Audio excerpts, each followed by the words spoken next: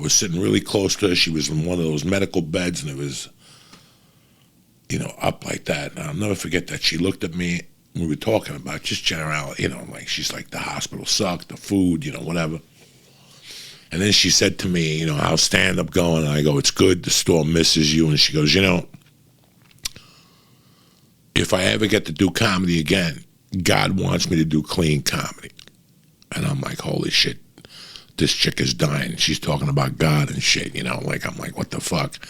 And she just kept telling me what she was going to do if she beat cancer. She was going to do comedy. She was going to be clean. She was going to lose weight. She was going to take care of herself. She was going to do all these things. She said that she had been slipping with her life. And that's why she got the cancer and shit like that, and that she didn't want to die. We had a great fucking chat. And in the middle of all that chat, she was talking about God. And you guys know when people mention God, I get fucking nervous. It's like a fag with a whistle. I don't like it. I got a friend that talks about God all the time. I love him dearly. Every time we talk on the phone, he throws like 20 gods at me and shit. And I'm like, wow. But I love him to death, and I got to fucking put up with it. But that's his bag, so I don't even know what the fuck I was talking about. But anyway.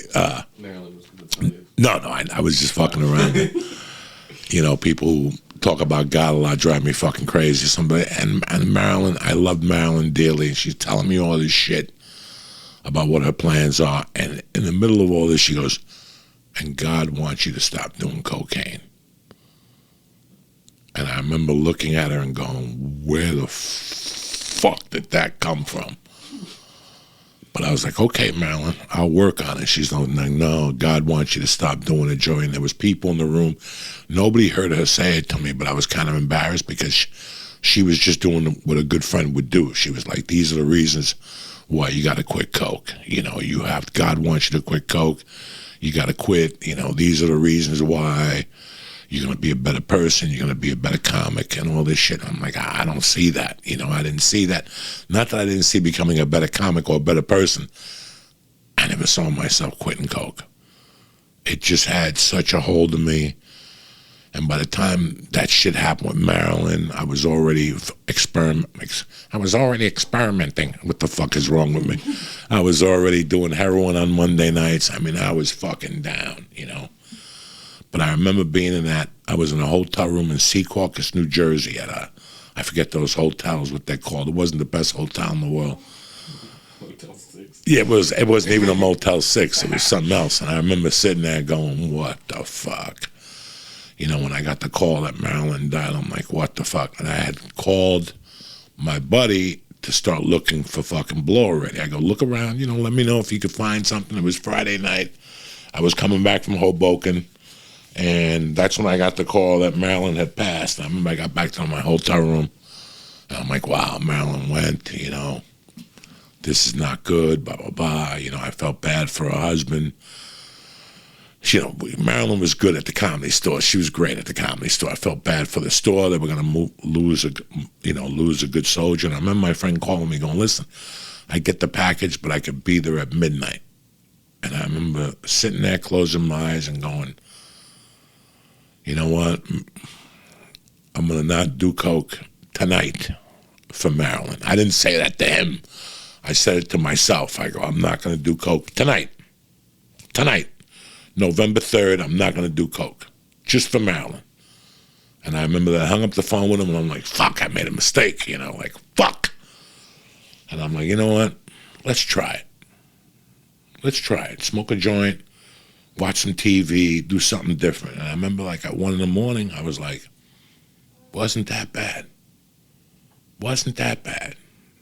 And I went to sleep. Saturday, I woke up. My friends were picking me up. We're going to eat, this, that, the cemetery. And I remember I went to do my show in North Bergen that night, and where I could get coke was right there. 3 guys came, and they're like, we got a package if you need it. I'm like, okay, good to know. And I remember that I went into the back. They didn't have a green room. This wasn't like a comedy club. And I went in my pocket, and I took out, $125. He said he had a half-eighth or something like that. And I remember I put it, I separated it from the other money and put it in my right pocket so I could make the drug transaction nice and clean. You know what I'm saying? Just give it to him, put it right back in my pocket. And I remember I bumped into him like twice. Like after the fucking comedy show, we talked a little bit, and I kept telling him, "Give me 10 minutes. I'm waiting for a friend of mine to call me to see if I should pick up an 8-ball or whatever." I told him that like 2 or 3 times, and I finally go, "You know what? I'm in Secaucus. It'll take any of these drug dealers will take them 15 minutes to bring it to me. Again, I'm not gonna buy it.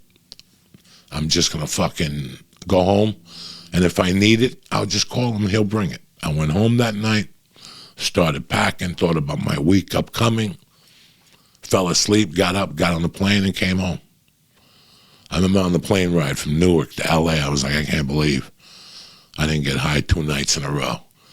Guys, that might not be anything to you, but at that time, I couldn't keep it together for more than a fucking day. I was at that point already. I was trying to space it out 2 days, 3 days, and I get high again. You know, I was telling somebody asked me how am I feeling lately about 3 weeks ago, and I said I'm feeling great, but my mind feels like I did coke last night. Like I couldn't grab the focus. Whenever I did coke the night before, I wouldn't have good comedy sets. It was just a given. Like my sets were going to be 50%. You know, because when you do stand up, you have to, those words have to go through your heart. You ever have like a stereo system and you have to adjust the bass and the treble and the volume, all that shit, and then the music sounds good. When you do stand-up comedy, you have to do the same thing. You have to adjust the levels to your heart because the material, the jokes pass through your heart. If you got no heart, it doesn't have a fucking filter. And that's why Aerosmith was having a hard time performing live all those years. Black Sabbath was having a hard time performing live all those years. They'll tell you what you know, Ringo Starr. You remember Ringo Starr for years and the Friends have put together fucking tours and shit like that. They never finished the tour because everybody gets coked out. Ringo Starr put out a fucking tour and a live concert that he sued the production company because he didn't want it to air because everybody was so fucking coked out and so wasted. This is no fucking joke. You know, it's funny. You know, everybody goofs on Ringo Starr. You know, that Ringo Starr is great. I love Ringo. Just the fact that he's still alive, he's got a great fucking attitude. This guy knows he was the luckiest man in the fucking world. There's some people who walk around their whole fucking life that they accomplished something, but like me. Listen, I started acting, like stand-up, I just got lucky, but with the acting, it was because of Big Pussy and The Sopranos. Everybody wanted a double big pussy. And I was right there to fill the fucking void. And listen, I got my foot in the fucking door.